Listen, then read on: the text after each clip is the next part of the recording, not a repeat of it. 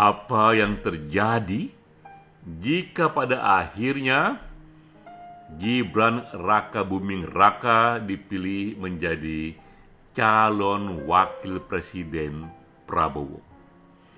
Ini pertanyaan susulan merespon berita yang kini mulai marak.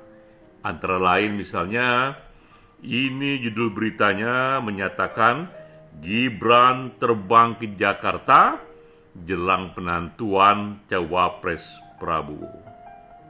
Atau berita lain, berkas pendaftaran Gibran sebagai Cawapres Prabowo sudah siap. Bisa kita duga setelah ini maka isu dinasti politik itu akan dihidup-hidupkan. Sebagian memang inilah cara untuk menyerang Gibran dan mengecilkan image padanya. Namun bisa kita duga bahwa isu dinasti politik ini tak akan panjang usianya, karena memang di negara demokrasi dinasti politik itu hal yang biasa-biasa saja. Ya, terjadi di Indonesia, terjadi juga di negara-negara demokrasi maju, di Eropa dan di Amerika Serikat. Di Indonesia misalnya kita bisa juga menunjukkan contoh yang lain. Ini beritanya bahwa Putri Puan Maharani bernama Pinka Haprani maju menjadi caleg DPR RI Dapil Jateng 4. Ini Pinka Haprani maju menjadi caleg ketika ibunya Puan Maharani masih menjadi ketua DPR RI, dan itu biasa-biasa saja. Apalagi kita lihat di sini bahwa dalam keluarga Bung Karno, tradisi dinasti ini bahkan sudah 4 jenjang, 4 keturunan dari Bung Karno ke putrinya Megawati, ke cucunya Puan Maharani, lalu ke cicitnya itu Pinka Haprani.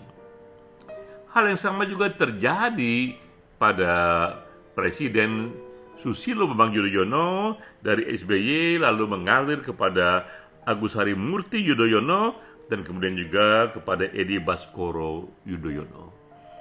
Bahkan di luar negeri hal ini juga terjadi. Di Amerika misalnya kita tahu ada John F. Kennedy, ketika ia menjadi presiden, adiknya Ted Kennedy juga terpilih sebagai anggota senator di sana ya. Juga di Amerika Serikat ada George Bush Senior, George Bush Junior, ada juga Jeb Bush yang menjadi gubernur di Florida. Di India ada Nehru, ada putrinya Indira Gandhi dan dilanjutkan lagi oleh cucunya Rajiv Gandhi dan lain sebagainya. Mengapa ini biasa saja? Karena memang itulah prinsip demokrasi. Dalam demokrasi berlaku prinsip persamaan hak.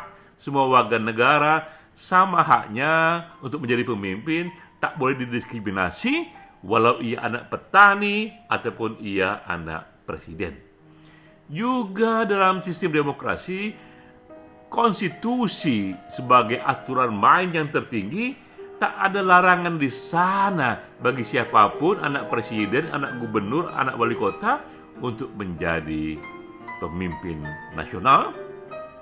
Dan memang juga karena nanti akhirnya penentuannya adalah pada pemilihan umum, rakyatlah yang memilih, yang menentukan apakah mereka menerima itu atau tidak. Contoh sederhananya di keluarga Megawati, keluarga Bung Karno, ketika Mega membuat partai PDIP diterima, tapi tidak Sukmawati, tidak Rahmawati, dua partai sama-sama putri Bung Karno ini itu gagal dan tidak diterima dan akhirnya hilang dari dunia kepartaian Indonesia. Juga kita juga melihat keluarga Pak Harto, Tommy Soeharto membuat partai kekaryaan, dan juga partai itu pun hilang, tak lagi punya peran signifikan. Karena apa? Karena terakhir penentuannya adalah di tangan rakyat. Demikianlah yang kita lihat akan terjadi jika Gibran menjadi calon wakil presiden Prabowo. Bahkan potensial Gibran bisa mengurangi suara Ganjar di Jawa Tengah. Demikian ekspresi data bersama saya Denny J.A.